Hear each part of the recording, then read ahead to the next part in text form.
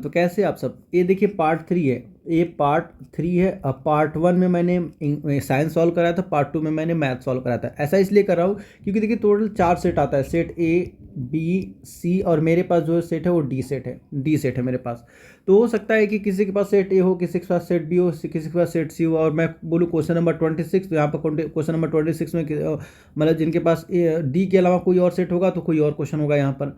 तो क्या कर सकते हैं, सेक्शन वाइज इसे खोज सकते हैं, सेक्शन वाइज इसे खोज सकते हैं। इसलिए मैं सेक्शन वाइज वीडियो बना रहा हूँ जिससे आप लोग के लिए अच्छा हो, आप लोग के लिए अच्छा हो। तो ये पार्ट जो हमारे पास जो सेट है, सेट सी का पार्ट 3 में सॉल्व करने जा रहा हूँ, जिसमें सोशल साइंस है, जिसमें सोशल साइंस को मैं सॉल्व करवाने जा रहा हूँ। तो इससे पहले मैंने पार्ट 1 पार्ट 2 सॉल्व कर रखा है। अगर आपने वो वीडियो नहीं देखा है तो डिस्क्रिप्शन बॉक्स में भी उसका लिंक मिल जाएगा, या फिर एक आई लिंक यहाँ भी फ्लैश हो रहा होगा, यहाँ पर भी क्लिक करके आप जा सकते हो। तो आइए स्टार्ट करते हैं पहले क्वेश्चन से, जो कि सोशल साइंस का पहला क्वेश्चन, और इस पेपर का क्वेश्चन नंबर 26 है। इसमें बोला कि which of these was the first governor general of India. देखिए जो करेक्ट ऑप्शन तो खैर इसमें दिया नहीं है, क्योंकि जो विलियम बेंटिंग थे जिन्हें 1833 में पहला गवर्नर बनाया गया था, लेकिन वो ऑप्शन में है नहीं, तो हम ऑप्शन बी को टिक करने वाले हैं, क्योंकि जो बरेन हेस्टिंग है वो फर्स्ट गवर्नर थे बंगाल के फर्स्ट गवर्नर थे। तो उस हिसाब से अगर ऑप्शन में नहीं गिवन है, तो अगर विलियम बेंटिंग दिया होगा तो विलियम बेंटिंग को टिक करेंगे, लेकिन विलियम बेंटिंग नहीं गिवन है तो हम क्या करेंगे, वेरेन हेस्टिंग को हम टिक करने वाले हैं, क्योंकि ये जो फर्स्ट गवर्नर थे बंगाल के। तो चलिए नेक्स्ट क्वेश्चन की तरफ चलते हैं, क्वेश्चन नंबर 27, जो कि इस वीडियो का क्वेश्चन नंबर 2 है। तो सेकंड में है इसमें, who guaranteed the Diwani right of Bengal to the British. तो देखिए जो था शाह आलम सेकंड, जो कि मुगल एम्परर था, शाह आलम सेकंड, ये आपका हो जाएगा B, D is the correct answer, Mughal emperor. तो मुगल एम्परर अगर नाम पूछता, नाम दिया होता तो शाह आलम, आप याद रखिए शाह आलम सेकंड, ठीक है, ये नाम है। बाकी कौन से एम्परर से, किस एम्परर से बिलोंग करते थे, मुगल एम्परर के थे। तो ये क्वेश्चन नंबर 28 की तरफ चलते हैं। इसमें the Champaran movement was against the, तो जो चंपारण का मूवमेंट था वो नील के किसान के लिए था। तो इंडिगो प्लांटर हो जाएगा इसका answer, B is the correct answer. और स्टार्ट करने वाले, इस मूवमेंट को जो स्टार्ट करने वाले थे वो महात्मा गांधी थे, एमजी महात्मा गांधी, जिन्होंने स्टार्ट किया था इस मूवमेंट को 1917 में स्टार्ट किया था, 1917 में स्टार्ट किया था, महात्मा गांधी थे। और जो नील के किसान के लिए मतलब ये जो मूवमेंट था वो चलाया गया था।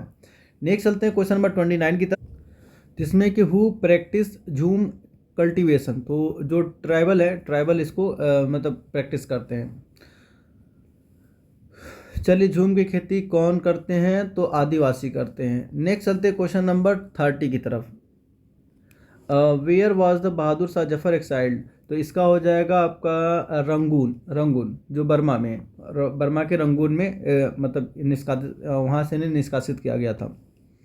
अब जल्दी 31 की तरफ। 31 इसमें आपका है कि which educational dispatch was sent to the governor general of India in 1854 जो वुड डिस्पैच है, मतलब वुड डिस्पैच के थ्रू ये किया गया था। ये वुड जो है एक मतलब एजुकेशनल आपके जनरल थे, एक मतलब ब्रिटिश जनरल थे, जो कि इंडिया में इंग्लिश को बढ़ावा देने के लिए आए थे, ताकि इंग्लिश लोग आसानी से बोल सके, जिसके वजह से क्या हो कि जैसे बाहर से इंग्लैंड से वर्कर लाने में इन्हें काफ़ी ज़्यादा उन्हें पैसे देने पड़ते थे, साथ साथ उनके नखरे को सहने पड़ते थे। तो उन्होंने क्या किया कि चलिए हम इंडिया के ही लोगों को इंग्लिश सिखाते हैं, इससे हम अपने कंपनी में इन्हें जॉब दे सकते हैं, जो अच्छे अच्छे पोस्ट पर उन्हें जॉब दे के उन्हें कम पैसे में जॉब दिया जाए और हम अपने से अच्छे से काम निकाल सके। तो ये वुड जो चार्ल्स वुड थे, सर चार्ल्स वुड, इनका नाम पूरा नाम सर चार्ल्स वुड के नाम से जाने जाते हैं। तो उनके डिस्पैच के थ्रू ये हुआ था। Question number 31। 32 की तरफ चलते हैं। तो नेक्स्ट है, which reform associated was the founded by Raja Ram Mohan Roy. तो ये है ब्रह्मो समाज। तो इसका B is the correct answer हो जाएगा 32 का। 33 पर आइए, who is known as the father of Indian constitution. तो ये तो सबको पता होगा कि आपका A is the correct answer होगा डॉक्टर अंबेडकर। तो जो हमारा जो कॉन्स्टिट्यूशन वो कब अडॉप्ट किया गया था, 26, ये भी याद होना चाहिए, 26 नवंबर 1949 को अडॉप्ट किया गया था, ठीक है। और इसे जो डिक्लेयर किया मतलब कि जो डिक्लेयर किया गया था वो 26 नवंबर 1949 को डिक्लेयर किया गया था। किसके द्वारा? डॉक्टर अंबेडकर के द्वारा, डॉक्टर भीमराव अंबेडकर। आइए नेक्स्ट चलते हैं क्वेश्चन नंबर 34 की तरफ। नेक्स्ट है what was the reason behind the abolition of the evil practices of untouchability. तो ये जो है इसका करेक्ट आंसर हो जाएगा B, to end the discrimination. जो छुआछूत की बीमारी, मतलब जो छुआछूत था उसे भेदभाव था उसको समाप्त करने के लिए किया गया था, और ये आर्टिकल 17 के थ्रू किया गया था। आर्टिकल 17। तो ये भी आप याद रखिए कि आर्टिकल 17 के थ्रू इसको हटाया गया था। तो आइए नेक्स्ट क्वेश्चन की तरफ चलते हैं, क्वेश्चन नंबर 35 की तरफ। Present strength of Rajya Sabha is. तो राज्यसभा में टोटल कितने मेंबर होते हैं फिलहाल? अभी करंट में जो है ये होता है 245। तो इसका सी इज़ द करेक्ट आंसर हो जाएगा। लेकिन जो 233 है वो स्टेट द्वारा लेजिस्लेचर से आते हैं। बाकी जो 12 है उसको सीधे डायरेक्ट प्रेसिडेंट अपॉइंटेड करता है, प्रेसिडेंट। अब इसमें ऐड कर लीजिए, ये प्रेसिडेंट द्वारा है और ये स्टेट के द्वारा है। तो टोटल कितना हो जाएगा? 245 इज़ द करेक्ट आंसर। तो इसका सी हो जाएगा, C is the correct answer. आइए 36 की तरफ चलते हैं। तो इसमें who is the final interpreter of our constitution. तो ये जो जुडिशरी है, option A is the correct हो जाएगा, option A is the correct हो जाएगा, जुडिशरी। आइए 36 की तरफ चलते हैं। तो इसमें बोला है कि जो आदिवासी, उसमें स्टीरियोटाइप होने के क्या संबंधित है, होने से क्या संबंधित है, स्टीरियोटाइप से क्या मीनिंग है। तो देखिए ये आपका एक्सोटिक भी है, करेक्ट हो जाएगा, प्राइमेटिव भी सही हो जाएगा, बैकवर्ड भी सही हो जाएगा। इसका मतलब तीनों सही, इसका मतलब all the above. Correct answer is the D. चलिए ठीक है, नेक्स्ट चलते हैं क्वेश्चन नंबर 38 की तरफ। Which is the article of constitution that state the untouchability has यहाँ से कुछ हैज़ बीन होगा, हैज़ बीन एबॉलिश्ड। तो अभी जस्ट बताया 17। आइए नेक्स्ट चलते हैं क्वेश्चन नंबर 39 की तरफ। 39 में क्या बोला है कि who carries the responsibility of providing public facility to the people. तो इसका तो करेक्ट आंसर सबको पता होगा, government is the correct answer, A is the correct answer हो जाएगा। देखिए क्वेश्चन नंबर 40 में पूछा है कि चाइल्ड लेबर को पूरी तरीके से कब बंद किया गया। तो जो 14 साल या उससे छोटे हैं, 14 साल या उससे छोटे जितने भी लेबर हैं, चाइल्ड लेबर है, उन्हें काम पर मतलब अगर कोई काम पर रख रहा है तो वो जिम्मेदार है और उसे इसकी सज़ा मिलेगी। तो ये 2016 में लागू हुआ था। ये 2016 मतलब उससे पहले भी था, क्योंकि यहाँ पर एक्ट 1986, ये एक्ट बन गया था 1986 में। लेकिन इसमें कुछ छूटें दी गई थी कि आप ये काम करवा सकते हो, आप ये काम करवा सकते हो, ऐसे उसमें बहुत सारी कुछ रियायतें दी गई थी। लेकिन इसे टोटली बैन किया गया 2016 में टोटली बैन कर दिया गया। आइए नेक्स्ट चलते क्वेश्चन नंबर 41 में आइए। अब देखिए इसमें बोला है कि resources drawn from the nature and use without much modification are called. मतलब हमें से बहुत थोड़ा, अपने से खुद से अगर मॉडिफिकेशन करना चाहे तो कर सकते हैं, लेकिन बहुत ज़्यादा नहीं। तो ऐसे रिसोर्स को क्या बोलते हैं? तो ऐसे रिसोर्स को नेचुरल रिसोर्स बोलते हैं। तो 41 का ऑप्शन बी करेक्ट हो जाएगा। आइए नेक्स्ट चलते हैं 42 की तरफ। तो इसमें बोला है कि the uneven distribution of population in the different part of the world is mainly due to very characteristic of. तो इसका हो जाएगा करेक्ट आंसर ए हो जाएगा, लैंड एंड क्लाइमेट। मतलब जो विश्व में विभिन्न भागों में जनसंख्या का असमान वितरण मुख्य रूप से भूमि और जलवायु के विभिन्न विशेषताओं के कारण है। मतलब कहीं का जलवायु कैसा है, कहीं कैसा है। जैसे जहाँ बहुत ज़्यादा ठंडी पड़ रही है या फिर जहाँ बहुत ज़्यादा गर्मी पड़ रही है, वहाँ पर कम क्वांटिटी में लोग होंगे। लेकिन जहाँ पर थोड़ा सा हल्की ठंडी हल्की गर्मी है तो वहाँ पर ज़्यादा लोग होंगे, ठीक है। और जहाँ पर हमें रिसोर्सेज, खाने पीने का रिसोर्सेज ज़्यादा मिलता है, वहाँ लोग ज़्यादा चले जाते हैं, वहाँ ज़्यादा पॉपुलेशन बढ़ जाती है। तो इसका मेन कारण हो जाएगा लैंड एंड क्लाइमेट। तो 43 की तरफ चलते हैं। What is the cultivation of grapes called. तो ग्रेप्स की कल्टीवेशन को क्या बोलते हैं? इसे बोलते हैं viticulture. Option C is the correct हो जाएगा। इसका सी 43 का option C is the correct हो जाएगा। एंड नेक्स्ट चलते हैं 44 की तरफ। Which of the following is secondary activity.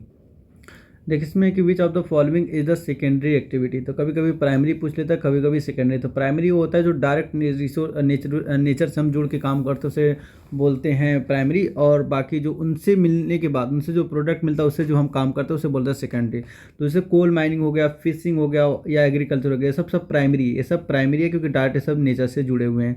बाकी जो पेपर मैन्युफैक्चरिंग है, तो पेपर मैन्युफैक्चरिंग हम कैसे करते हैं? पेपर को काट के पहले उससे हम क्या करते हैं, उसे मशीन में ले जाते हैं, फिर मशीन से कुछ हमें नया प्रोसेस करके तब हम इसे पेपर बनाते हैं। तो पेपर जो मैन्युफैक्चरिंग है, या फिर जितनी भी मैन्युफैक्चरिंग की बात आ जाएगी, जितनी भी मैन्युफैक्चरिंग की बात आ जाएगी, समझ जाइएगा कोई सेकेंडरी एक्टिविटी है। तो जहाँ पर भी मैन्युफैक्चरिंग देखिए आप उसे टिक कर दीजिए कि सेकेंडरी है। तो D is the correct answer हो जाएगा, D is the correct answer. आइए 45 की तरफ चलते हैं। तो the moment of a people in and out an area of, देखिए out an area of is called, तो इसे माइग्रेशन बोलते हैं। इसे क्या बोलते हैं? माइग्रेशन। तो ए इज़ द करेक्ट आंसर हो जाएगा। देखिए अब यहाँ से सोशल साइंस खत्म, अब इंग्लिश का सेक्शन स्टार्ट हो गया। तो मैं एक बार वीडियो को पॉज करके पहले अच्छे से पढ़ लेता हूँ, मतलब इस पैराग्राफ क्या है, जो अनसीन पैसेज हो क्या है, फिर उसके बाद इसका सोल्यूशन दे रहा हूँ। तो देखिए मैंने जो ऊपर का जो भी पैसेज था, अनसीन पैसेज पढ़ लिया, अब इसका जवाब देने चल रहे हैं। 46 पर पूछा what was the main purpose of the ancient Egyptian pyramid. तो जो इनका मेन पर्पस था, ये वो ऐसा मानते थे कि अगर हम उनका पैरोस में बिलीव था कि अगर हम इन पिरामिड को बनाएंगे तो हम जल्दी सक्सेस हो जाएंगे। सक्सेस पॉइंट ऑफ व्यू से उन्होंने बनाया था। तो ये हो जाएगा as burial site for the pharaohs, तो क्योंकि उनका पैरोस में बहुत ज़्यादा बिलीव था। आइए इसका डी हो जाएगा करेक्ट आंसर। इसके बाद what was the largest pyramid built by the Egyptian. तो इसका जो करेक्ट आंसर हो जाएगा the great pyramid of Giza. तो टोटल उन्होंने 138 पिरामिड बनाया था, जो कि आपको सेकंड पैरा में मिल जाएगा। सेकंड पैरा देखिए यहाँ पर, there was around 138 Egyptian pyramid बनाए थे, जिनमें सबसे जो लार्जेस्ट था पिरामिड ऑफ गीज़ा था, जो कि वाज ओवर 480 फीट से भी टालर था, 480 से भी ज़्यादा टालर था। और ये इतना पुराना है, 3400 ईयर से भी ज़्यादा पुराना है। ठीक है। और इसमें बताया कि इतना टन मतलब ब्लॉक लगा हुआ है, और इतना टन मतलब इतना पत्थर लगा हुआ है इसमें। तो ये सब पूरा डेटा ऊपर गिवन है। तो इसका हो जाएगा 47 का सी इज़ द करेक्ट हो जाएगा। आइए 48 की तरफ चलते हैं। तो नेक्स्ट क्वेश्चन पूछा कि why did many of the pyramid have fake passage and trap. तो जिसका करेक्ट आंसर आपका बी हो जाएगा, to keep grave robber from the stealing the treasure. तो क्या होता था, जैसे कोई बहुत बड़ी शख्सियत मर गई, तो उनके साथ उनके जो कब्र में उनके साथ उनके सोना चांदी सबको क्या करता था, उनके साथ दबा दिया जाता था। कुछ महंगे महंगे जो आभूषण होते थे, जो ज्वेलर होते थे, उनके साथ दबा दिया जाता था। बाकी जो चोर उचक्के होते थे, वो कब्र को खोद कर क्या करते थे, यहाँ से चुरा लेते थे। तो इसीलिए क्या करते थे, फेक पैसेज लिखते थे। मतलब यहाँ पर है किसी कब्र, लेकिन लिख दे कोई, या फिर अगर कोई बहुत ज़्यादा फेमस है तो उसको ऐसे जगह बनाते थे जहाँ सिक्योरिटी हुआ करती थी। बाकी अगर आउटर में कहीं बना रहे हैं तो वहाँ पर फेक मैसेज दिया जाता था, ताकि कोई देख के ना लगे कि भाई किसका ये है, पिरामिड किसका है किसका नहीं है। इसलिए वो फेक करते थे ताकि चोरी से बच सके। To keep grave robber from the stealing the treasure. आइए नेक्स्ट चलते हैं 49 की तरफ। तो इसमें एक बोला है कि the synonyms of the word impressive. तो इम्प्रेसिव क्या हो जाएगा, मॉडरेट इज द करेक्ट हो जाएगा, मॉडरेट हो जाएगा। क्वेश्चन नंबर 50 की तरफ चलते हैं। देखिए यहाँ पर भी बोला है कि द ऊपर सिनोनिम्स पूछ लिया, नीचे एंटोनिम्स पूछ लिया। मॉडर्न का एंटोनिम्स क्या हो जाएगा, एंशिएंट हो जाएगा। मतलब बहुत ज़्यादा नया, तो नया का क्या हो जाएगा, पुराना इज द करेक्ट आंसर हो जाएगा। अब 51 में चलते हैं। Mister Sarla is rich woman dash not happy. तो इसका हो जाएगा mister Sarla is a rich woman but not happy. तो सी इज द करेक्ट हो जाएगा। तो आइए नेक्स्ट चलते हैं। The school bell does not ring, फिर उसे हो जाएगा डैश द प्रिंसिपल अराइव। तो अंटिल होगा, until the principal arrive.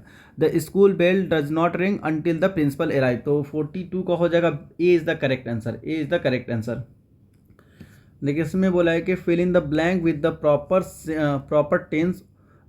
Tense और form of the verb given in bracket. तो इस जो ब्रैकेट में वर्ब गिवन है, इसको हमें क्या करना है, अगर प्रॉपर होगा तो प्रॉपर में लगा देना, अदरवाइज इसको रिफॉर्म करके हमें लिखना है। तो Seema and her family dash here since January 1999।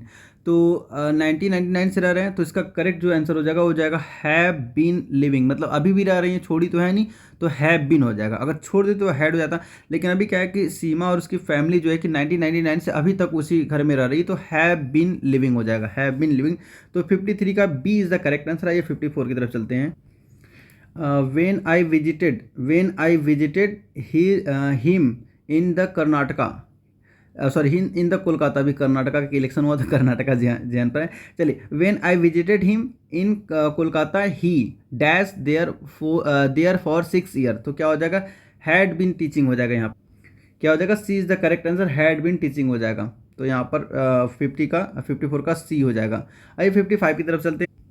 तो इसमें हो जाएगा आई सेंट अ लेटर हर स्टडे। अच्छा डायरेक्ट ही आंसर बस, तो सेंड का क्या हो जाएगा, सेंट हो जाएगा। I sent a letter to her yesterday, तो इसका डी करेक्ट हो जाएगा, D is the correct option हो जाएगा। ये 56 की तरफ चलते हैं, फिर से वही आ गया कि fill in the blank, choose in the suitable modal. अब यहाँ पर हमें सुटेबल मॉडल यूज करके लगाना है।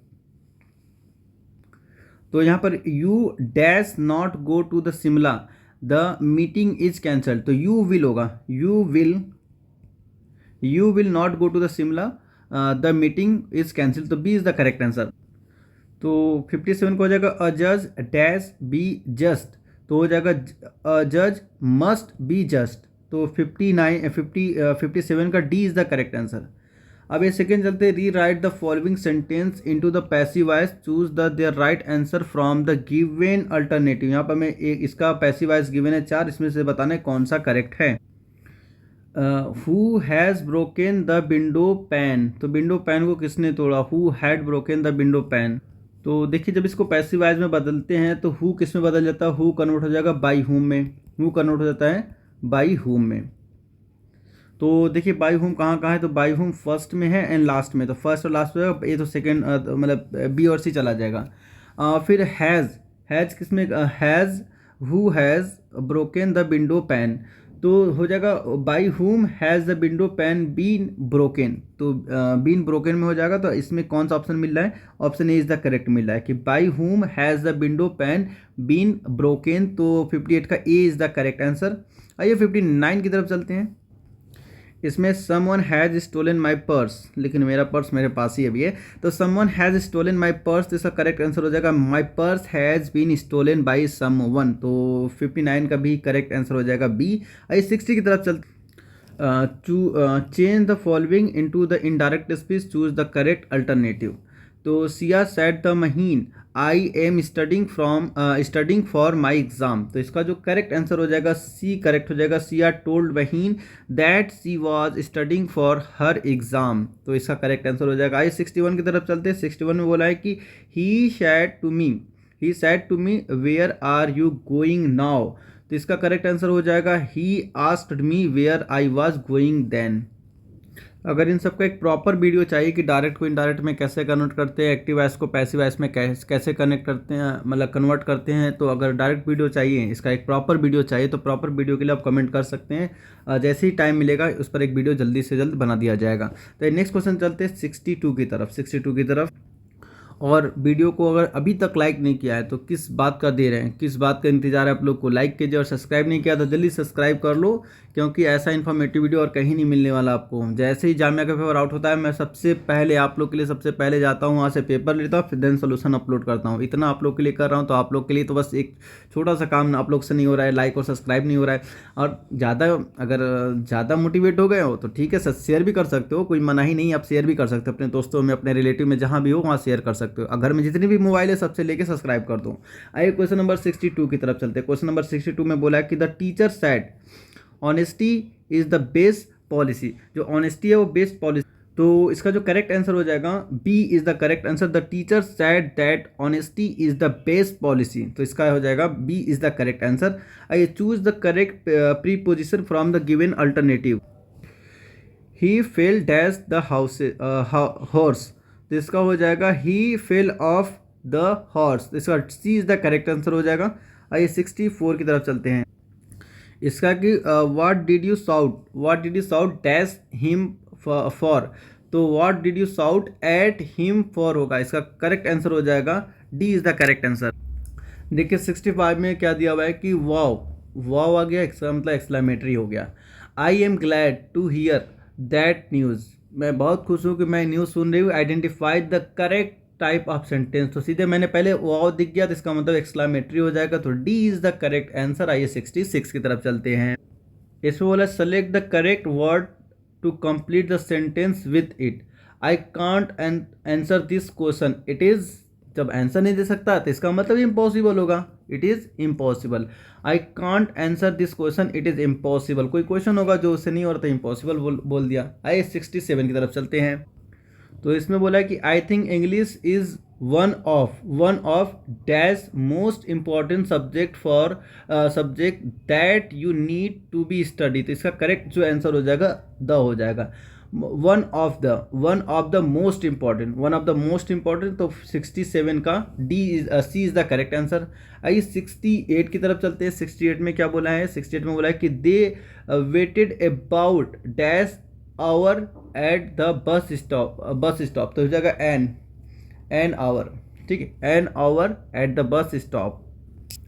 देखिए इसमें क्या बोला, which one of the following is homophone for the mail. तो मेल के लिए जो होमोफोन यूज़ किया था वो मेल यूज़ किया था, MALE। तो सेम आगे है द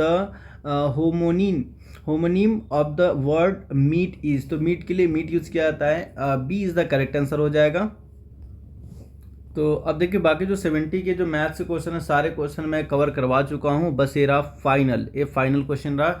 अब इसमें इस पूरे क्वेश्चन को जो 100 क्वेश्चन था उसको 3 पार्ट में डिवाइड किया। मैं तो चाह रहा था 4 पार्ट में डिवाइड करना, लेकिन 3 पार्ट में मैंने डिवाइड किया। पार्ट 1 में हमने साइंस रखा है, पार्ट 2 में मैंने मैथ्स रखा है, अब पार्ट 3 में SST और इंग्लिश रखा है, ठीक है। अब मैं तो चाह रहा था सबको अलग अलग करने से एक फ़ायदा ये होता था कि कोई आपके पास कोई सा भी सेट हो, चाहे A हो, B हो, C हो या फिर D हो, कोई सा भी सेट हो, तब उस सेट के उस सेक्शन से आप स्टार्ट कर सकते थे। सभी क्वेश्चन मतलब सभी सेट में क्वेश्चन सेम होते हैं, बस उनका अरेंजमेंट आगे पीछे होता है। किसी में क्वेश्चन नंबर 69 यहाँ है तो किसी में 69 यहाँ पर मैथ्स का क्वेश्चन दे देता होगा, या फिर किसी में यहाँ पर SST का हो जाएगा, या फिर किसी में साइंस का हो जाएगा। तो सब बस अरेंजमेंट का खेल है, अरेंजमेंट का। बाकी ऑप्शन सेम होता है, क्वेश्चन सेम होता है, क्वेश्चन ऑप्शन बदलने वाला नहीं है। जैसे इस वाले क्वेश्चन में से आपका एक क्वेश्चन है 69, ऑप्शन ए हमारे पास मेल दिया हुआ है, फिर मील दिया हुआ है, फिर मेल दिया हुआ है, फिर ऑल ऑफ द एबव दिया है। तो सेम अगले भी कोई सा भी आपका सेट हो, सब में वैसे ही पैटर्न होता है, बस अरेंजमेंट आगे पीछे होता है। वैसा इसलिए होता है ताकि कोई अगर आपके कोई आगे सेट ए वाला बंदा बैठा हुआ है तो आप भी सेट ए हैं, तो आप चीटिंग, इस केस में चीटिंग बढ़ जाती है, इसलिए उसको चीटिंग को रोकने के लिए ऐसा करते हैं। तो वीडियो जैसा भी लगा हो जरूर हमें बताइएगा, और कितने अभी तक की स्कोर है आपको पार्ट 1, पार्ट 2, पार्ट 3, पार्ट 1, 2, 3 को देखकर आपके कितने स्कोर बने कमेंट करके ज़रूर बताइएगा। फिर हम बताएंगे कि आपका सिलेक्शन होगा कि नहीं होगा। और अगर आप कट ऑफ की वीडियो चाहते हैं, क्लास 9th जामिया की कट ऑफ की वीडियो चाहते हैं, तो आपको कमेंट करना पड़ेगा कि हाँ हमें चाहिए, ठीक है। आप कमेंट कैसे करना है, आप हैशटैग जरूर लगाना है, हैशटैग, और चैनल का नाम मेंशन करना नहीं भूलना है, स्टडी बडी, बिना स्पेस के स्टडी बडी। फिर इसके बाद स्पेस देखिए क्लास 9th, फिर उसका कट ऑफ वीडियो आपको ये लिखना है। अगर आप ऐसे लिख के कमेंट करेंगे तो हम जल्द से जल्द उस वीडियो को आप तक लाएंगे, मतलब लिस्ट से पहले ही, क्योंकि लिस्ट आ जाएगा तो फिर कट ऑफ वीडियो बनाने का कोई तुक नहीं बनता है। तो लिस्ट से पहले मैं आप लोग को वीडियो ला के दे दूंगा, और अभी तक का रिकॉर्ड है कि जितना बोला हूँ उतना गया है कट ऑफ। आप उठा के मेरा प्रीवियस वीडियो देख सकते हैं, इसमें कोई बहुत बड़ा बखान मैं नहीं कर रहा हूँ, बहुत अपनी बड़ाई नहीं कर रहा हूँ, लेकिन जितना बताता हूँ अल्हम्दुलिल्लाह उतने ही जाता है, उससे ऊपर नीचे जाता है, क्योंकि पेपर का पैटर्न देख के मालूम चल जाता है कि कितना कट ऑफ जाने वाला है, कितना कट ऑफ नहीं जाने वाला है। 2-3 साल का मैंने कट ऑफ निकाल रखा है, आप जाके मेरे प्रीवियस वीडियो को देखिए, और फिर उसके बाद जो फाइनल रिजल्ट आया उसको जाके मिलाइए, तो आपको मालूम चल जाएगा कि मैं जो बोल रहा हूँ सही है कि नहीं है। ये बस पेपर का पैटर्न देख के बताया जा सकता है कि कट ऑफ कितना जा सकता है। और इस बार रिपीटेड क्वेश्चन मतलब पूछे गए हैं, ऐसी बात नहीं कि नहीं है। लगभग मुझे लगा तो 100 क्वेश्चन में 15 से 16 क्वेश्चन रिपीटेड था, 15 से 16 क्वेश्चन रिपीटेड है, ठीक है। और सबसे ज़्यादा जो रिपीट करता है, सबसे ज़्यादा रिपीट कहाँ से करता है, केमिस्ट्री से और फिजिक्स से, केमिस्ट्री और आपका बायोलॉजी से। केमिस्ट्री बायोलॉजी सबसे ज़्यादा रिपीटेड क्वेश्चन आते हैं। तो केमिस्ट्री और बायोलॉजी के क्वेश्चन जो फ्यूचर के लिए देख रहे हैं, जो 2024-25 के लिए देखना चाह रहे हैं वीडियो, तो वो क्या करें, जितने भी केमिस्ट्री के और बायोलॉजी के जितने भी क्वेश्चन है सबको रट ले, और साथ ही साथ SST के भी, ये 3 सेक्शन को एकदम नहीं छोड़ना है, 5 साल का पेपर उठाइए, 5 साल के पेपर को एकदम जैसे कहते हैं ना घोल के पी जाइए एकदम, कि देखते ही टिक कर दें। कोई नेगेटिव मार्किंग नहीं है, कोई भी नेगेटिव मार्किंग नहीं है। तो चलिए मिलते हैं नेक्स्ट वीडियो में। और वीडियो को अभी तक भी अगर लाइक नहीं किया तो किस बात की कंजूसी कर रहे हैं, लाइक वीडियो को कीजिए और अपने दोस्तों में भी इसे शेयर कीजिए। और सब्सक्राइब नहीं किया तो सब्सक्राइब करने के साथ ही साथ घर में जितने भी डिवाइस है सब डिवाइस से सब्सक्राइब कर लीजिए, और हमें मोटिवेट करते रहिए ताकि हम नया से नया वीडियो जल्द जल्द आप तक लाते रहे। तो मिलते हैं नेक्स्ट वीडियो में, तब तक आप लोग अपना बहुत ख्याल रखिए। Thanks for watching.